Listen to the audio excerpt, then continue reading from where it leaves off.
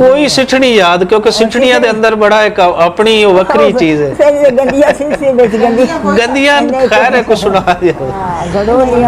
गड़ोली बनन जानी, खूह ते जाना, उत्ते रोटी रखनी, उत्ते पिन्नी रख लेनी ते ओ जाना ते उन्होंने बंद कर लेना खूह ते। हुण ब्यूटी पार्लर आ गए, के खारे थे के कुछ जंग आई साडी पाण दित्ती, लोहे दी डांग दाने दिते चब्बन नूं, मुतार दित्ती दब्बन नूं।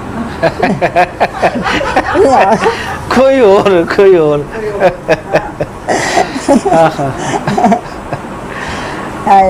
साडे वेले खजूर जाके बांदर चोदे लगूर।